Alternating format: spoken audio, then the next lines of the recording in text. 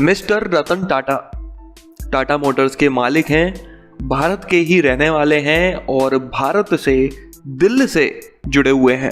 इस देश का नागरिक होने के नाते इस देश के लिए, देश की जनता के लिए जो बन पड़े वो हमेशा ही ये करते हैं। इस देश में 4 व्हीलर्स खरीदने वालों से कहीं ज़्यादा संख्या 2 व्हीलर्स खरीदने वालों की है। आप लोगों ने कई बार देखा होगा कि 4 से 6 मेंबर्स की फैमिली एक 2 व्हीलर पर जा रही होती है। 2-3 बच्चे होते हैं, पेरेंट्स होते हैं और सब एक ही गाड़ी के ऊपर बैठे होते हैं। फिर चाहे तेज़ धूप हो, आंधी तूफान हो, बारिश हो रही हो, रोड हो या कच्ची रोड हो, कीचड़ हो या सब कुछ सही हो, एक ही गाड़ी पर इतने सारे लोग सवार होकर अपनी ज़िंदगी को रिस्क में डालकर ट्रैवल कर रहे होते हैं। रतन जी ने अपने इंटरव्यू में बताया था कि इसी तरह के लोगों को ट्रैवल करते हुए देखकर उनके दिमाग में एक आइडिया आया कि क्यों ना एक ऐसी गाड़ी लॉन्च की जाए जो 2 व्हीलर खरीदने वालों के लिए एफोर्डेबल हो। एक ऐसी गाड़ी जो 2 व्हीलर और 4 व्हीलर के बीच के प्राइस गैप को ख़त्म कर दे, जिसमें बैठकर इंडियन फैमिलीज सेफली ट्रैवल कर सकें।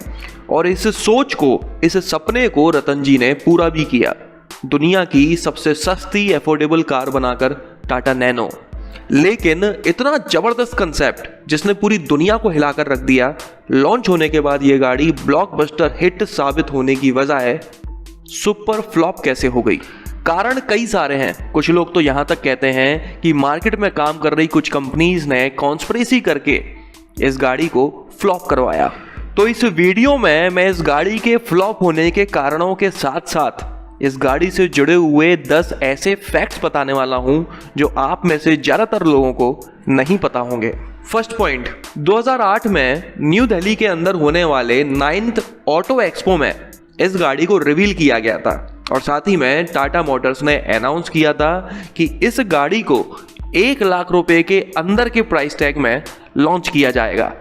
इस अनाउंसमेंट की वजह से कुछ ही दिनों में ना सिर्फ भारत में बल्कि पूरी दुनिया में खलबली मच गई। बिना पब्लिसिटी किए ही हर कोई टाटा नैनो का नाम जानने लगा और लाखों लोग बेसब्री से इंतजार करने लगे कि कब ये लॉन्च हो और कब हम इसे खरीदें। अनवील होने के लगभग 1 साल बाद 2009 में 23 मार्च को इस गाड़ी को इंडिया के अंदर लॉन्च किया गया था। ये गाड़ी पूरी दुनिया की ना सिर्फ सबसे सस्ती गाड़ी थी बल्कि भारत की सबसे छोटी गाड़ी भी थी। इसकी लेंथ थी 3164 mm, width 1750 mm, height 1652 mm और wheel base 2230 mm। Second point, जैसा कि टाटा मोटर्स ने उम्मीद की थी, लॉन्च होने के बाद इस गाड़ी को ज़बरदस्त रिस्पॉन्स मिला।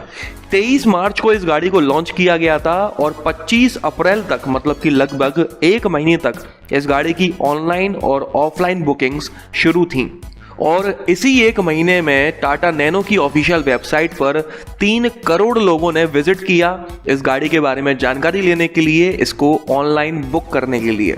मतलब कि हर दिन लगभग 10 लाख लोगों ने विजिट किया। इतना ही नहीं, इसी 1 महीने में टाटा के शोरूम्स पर भी 14 लाख लोग आए इस गाड़ी को देखने और इसको बुक करने। इसी दौरान 2,03,000 नैनो को बुक किया गया, जिसमें से 70% लोगों ने फाइनेंस लिया था और 30% लोगों ने नैनो के कंप्लीट प्राइस को एडवांस में ही पे कर दिया। इस गाड़ी को इतनी ज़्यादा हाइप मिली कि इंडियन मार्केट में अपने पैर जमाई हुई मारुति 800 तक की सेल्स 20% कम हो गई। तो इस डेटा से आप अंदाज़ा लगा सकते हैं कि शुरुआत में यह गाड़ी कितनी मशहूर थी, कितनी डिमांड में थी। थर्ड पॉइंट, इसके इंजन स्पेसिफिकेशंस के बारे में मैं आप लोगों को बता देता हूं। तो इसमें 2 सिलेंडर 624 सीसी पेट्रोल इंजन दिया जाता था जो 4 स्पीड मैनुअल ट्रांसमिशन के साथ मिलता था। ये 35 PS पावरफुल था और 48 Nm टॉर्की था। इस इंजन में 25 kmpl का माइलेज क्लेम किया जाता था। ये माइलेज उस समय पर पेट्रोल गाड़ियों में सबसे ज़्यादा माइलेज था। इसके बाद इस गाड़ी में कंपनी फिटेड CNG किट का ऑप्शन भी दिया जाने लगा। CNG किट पर यह इंजन 32 PS पावरफुल था और 45 Nm टॉर्की। CNG में 36 किलोमीटर पर किलोग्राम का माइलेज क्लेम किया जाता था, जो सबसे ज़्यादा था। और इस गाड़ी की टॉप स्पीड थी 105 किलोमीटर पर आवर। हालांकि इसको 80 किलोमीटर पर आवर से ज़्यादा चलाने के लिए एडवाइस नहीं किया जाता था। फोर्थ पॉइंट, ये गाड़ी देखने में काफ़ी छोटी लगती थी और थी भी।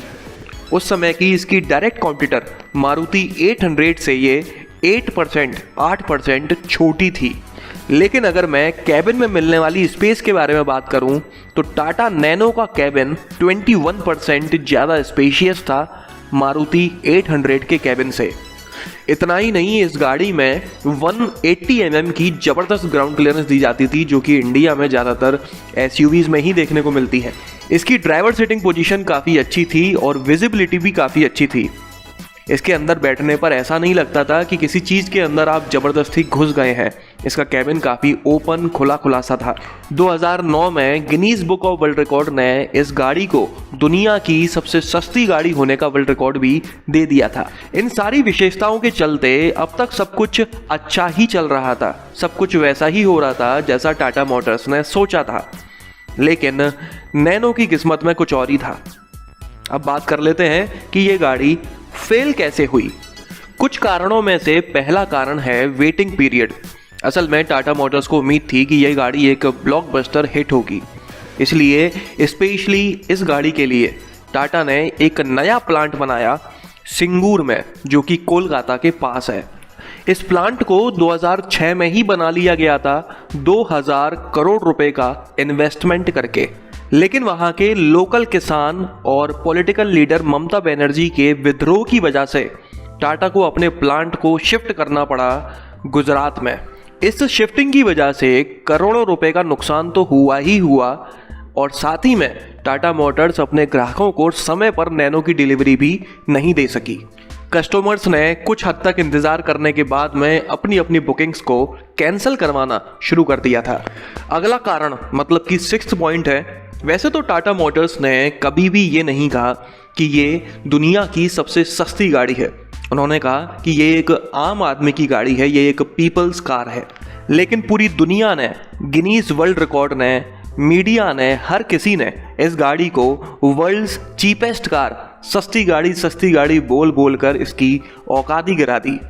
लोगों के दिमाग में बैठ गया कि ये तो गरीबों की गाड़ी है, इसे तो गरीब लोग ही खरीदते हैं। जबकि इंडिया में एक गाड़ी खरीदना स्टेटस सिंबल माना जाता है। यहाँ पर लोग गाड़ी चलाने के लिए नहीं खरीदते, पड़ोसियों को, रिश्तेदारों को, परिवार को दिखाने के लिए खरीदते हैं। अब ऐसे में भला कोई ऐसी गाड़ी कैसे खरीद ले जिसका गरीबों की गाड़ी कहकर मजाक उड़ाया जाता है। हाँ, लेकिन अगर इस गाड़ी की मार्केटिंग कुछ अलग तरीके से की जाती, जैसे कि इसे पहली बार इंडिया में लॉन्च करने की बजाय किसी दूसरे देश में लॉन्च किया जाता, फिर इसकी एक हाई फाई इमेज क्रिएट की जाती और फिर इंडिया लाया जाता, तो यही लोग इस गाड़ी को धड़ल्ले से खरीद रहे होते। तीसरा कारण और 7th पॉइंट है कि लोगों ने इस गाड़ी में यूज हुए पार्ट्स की क्वालिटी के ऊपर सवाल उठाना शुरू कर दिए थे। और ये सवाल उठना तब से शुरू हुए जब कुछ नैनो चलते चलते जल गईं। कुछ नैनो पार्किंग में खड़े खड़े ही उनमें आग लग गई।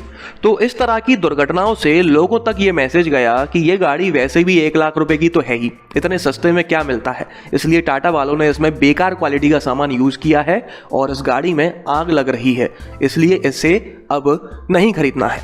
इसके अलावा टाटा मोटर्स की सबसे बड़ी गलती ये रही कि इस घटना के रिस्पॉन्स में इन लोगों ने एक सिंगल नैनो को भी रिकॉल नहीं किया।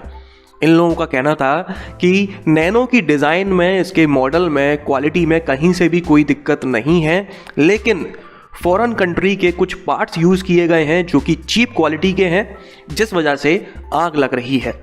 अगर टाटा वाले नैनो को रिकॉल करके उस पर्टिकुलर पार्ट को बदल देते, एक अच्छी क्वालिटी के पार्ट से रिप्लेस कर देते, तो जनता तक एक पॉजिटिव मैसेज जाता। लेकिन टाटा मोटर्स ने ऐसा नहीं किया। और ये सच भी था कि इस गाड़ी को कम प्राइसेस में बनाए रखने के लिए कई जगह पर कॉम्प्रोमाइज़ किया गया था। जैसे कि इस गाड़ी के टायर्स में 3 बोल्ट मिलते थे, जबकि नॉर्मली 4 से 5 मिलते हैं। फ्रंट विंडशील्ड पर सिंगल वाइपर दिया हुआ था।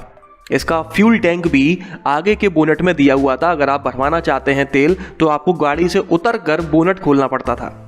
12 इंच के पतले टायर्स दिए हुए थे। इस गाड़ी में प्लास्टिक का इस्तेमाल ज़्यादा किया गया था और उन्हें जोड़ने के लिए एडहेसिव का इस्तेमाल किया गया था, जो कि सस्ता होता है। शुरुआत में इस गाड़ी में फीचर्स भी काफ़ी कम मिला करते थे। Passenger side rear view mirror नहीं मिला करता था, जहां तक कि पावर स्टीयरिंग भी नहीं थी।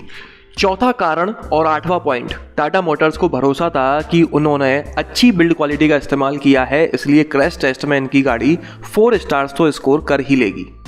लेकिन जब 2014 में ADAC जर्मनी ने इसका क्रैश टेस्ट किया तो इसने 0 स्टार्स स्कोर किए, क्योंकि इस गाड़ी में सेफ्टी फीचर्स के नाम पर कुछ नहीं था। 5वां कारण और 9वां पॉइंट, इन सारी कमियों के अलावा इस गाड़ी में मिलने वाला 2 सिलेंडर पेट्रोल इंजन कुछ समय चलने के बाद काफ़ी ज़्यादा नॉइस क्रिएट करने लगता था, एक टेम्पू जैसी आवाज़ निकालने लगता था, जिसको देखकर लोगों तक इस गाड़ी की और टाटा मोटर्स की एक नेगेटिव इमेज जाती थी। लोगों को इस गाड़ी की लॉन्ग टर्म रिलायबिलिटी को लेकर काफ़ी ज़्यादा डाउट्स होने लगे। एक के बाद एक कारण इकट्ठे होते चले गए और लोगों ने इस गाड़ी को इग्नोर करना शुरू कर दिया। 10th पॉइंट, टाटा मोटर्स ने सिंगूर में जो प्लांट बनाया था उसकी प्रोडक्शन कैपेसिटी थी 2.5 लाख यूनिट्स पर ईयर, लेकिन इस गाड़ी की लॉन्च होने के बाद पूरे इंडिया में टोटल 2,98,011 2,98,011 यूनिट्स ही बिक पाई। 2009 में लॉन्च होने के बाद 2011 और 12 में इसकी सबसे ज़्यादा यूनिट्स बिकी थी 70,000 के ऊपर। 2015 और 16 से इस गाड़ी का सेल्स फिगर नीचे जाने ही लगा। 2017 में तो इसकी सिर्फ 2,585 यूनिट्स बिकी थी, 2018 में सिर्फ 518 यूनिट्स और 2019 में तो आकर हद ही कर दी, सिर्फ 1 नैनो बिकी थी पूरे इंडिया में। टाटा मोटर्स का ये एक इमोशनल प्रोजेक्ट था, इसे वो बंद नहीं करना चाहते थे, लेकिन 2018 में लो डिमांड के चलते उन्होंने इसको बंद करने का फैसला लिया और 2019 में इसके प्रोडक्शन को डिसकंटिन्यू कर दिया गया और इसी के साथ रतन टाटा जी का सपना टूट गया। लेकिन अगर इस गाड़ी की मार्केटिंग सही तरह से की गई होती, समय रहते इसकी कमियों को दूर कर दिया गया होता, तो ये इकलौती गाड़ी टाटा मोटर्स को काफ़ी आगे ले जा सकती थी, ना सिर्फ इंडिया में बल्कि पूरी दुनिया में भी। हाल फिलहाल टाटा मोटर्स ने अपना काम करने का तरीका, गाड़ियों को बनाने का तरीका बदल दिया है। अब उनकी गाड़ियां इम्पैक्ट 2.0 डिज़ाइन लैंग्वेज पर बनती हैं, जिसकी गाड़ियों को मार्केट में काफ़ी पसंद किया जा रहा है, जैसे कि टियागो और नेक्सॉन। उम्मीद करता हूं कि टाटा मोटर्स इसी तरह से आगे बढ़ती रहेगी, समय के साथ सारी कमियों को दूर करके वापस से इंडियन कस्टमर्स का भरोसा जीत सकेगी। तो चलिए, इस वीडियो में तो बस इतना ही। अगर आपको ये पसंद आया हो तो इसे लाइक कर दीजिएगा, इस चैनल को सब्सक्राइब कर लीजिए और बेल आइकन को दबाना बिल्कुल ना भूलना। आपका दिन शुभ रहे। धन्यवाद।